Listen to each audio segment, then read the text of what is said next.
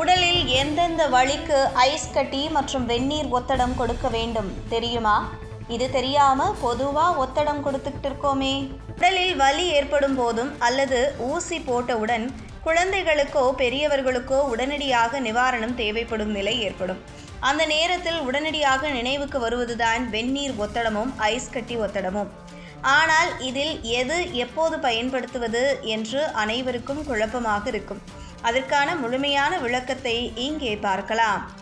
வெந்நீர் ஒத்தடம் என்பது வெப்பத்தை அந்த பகுதி மீது செலுத்தி இரத்த ஓட்டத்தை அதிகரித்து வலியை குறைக்கும் சிகிச்சை.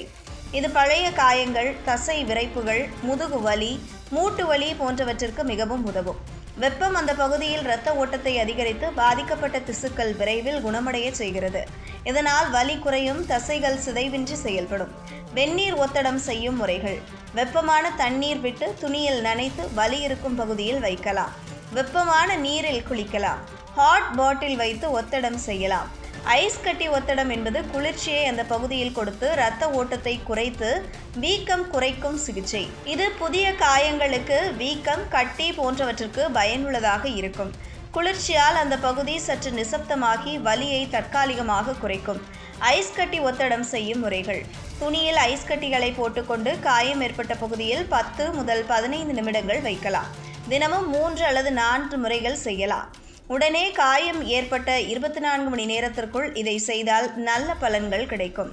குழந்தைகள் மற்றும் பெரியவர்கள் ஊசி போட்டதற்கு பிறகு ஒத்தடம். பொதுவாக குழந்தைகளுக்கு தடுப்பூசி போட்ட பிறகு அந்த இடத்தில் சிறிது வீக்கம், வலி அல்லது கொஞ்சம் சிவப்பு ஏற்படும். இதை குறைக்க சிலர் வெந்நீர் ஒத்தடம் கொடுக்கலாம் என்று கூறுவர். அதேபோல் பெரியவர்கள் ஊசி போட்ட இடத்தில் வலி இருந்தால் வெந்நீர் ஒத்தடம் கொடுக்கலாம் என்று நினைப்பார்கள். உண்மையில் இதற்கும் ஒரு விதிமுறை இருக்கிறது. ஊசி போட்ட இடத்தில் முதலில் ஐஸ் கட்டி ஒத்தடம் கொடுக்கலாம். ஏனெனில் அது வீக்கம் மற்றும் சிவப்பை தடுக்கிறது. பிறகு 24 மணி நேரம் கழித்து சிறிது வெந்நீர் துணி வைத்து கொடுக்கலாம். அந்த பகுதியில் இரத்த ஓட்டத்தை அதிகரித்து விரைவாக குணமடைய உதவும். ஆனால் சில சமயம் வெந்நீர் ஒத்தடம் கொடுத்தால் அதிக வீக்கம் ஏற்படும். அதனால் மருத்துவர் ஆலோசனைக்கு பிறகே வெந்நீர் ஒத்தடம் செய்ய வேண்டும். எது எப்போது என்பதை தெரிந்து வைத்துக் கொள்ளுங்கள். காயம், வீக்கம், புதிதாக ஏற்பட்ட வலி ஐஸ் கட்டி ஒத்தடம்.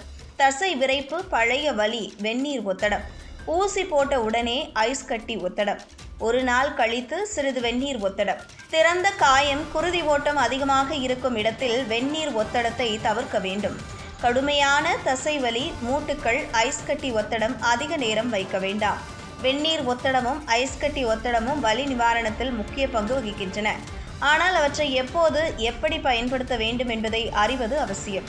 குழந்தைகள் அல்லது பெரியவர்கள் ஊசி போட்ட இடத்திலும் இதே விதிமுறையை பின்பற்றினால் விரைவாக நிவாரணம் கிடைக்கும். வீட்டில் இயற்கையாக சிகிச்சை செய்யும் முன் நிலை மோசமாக இருந்தால் மருத்துவரை அணுகுவது சிறந்தது. இதனால் உங்கள் குடும்பத்தில் அனைவரும் பாதுகாப்பாகவும் ஆரோக்கியமாகவும் இருப்பார்கள்.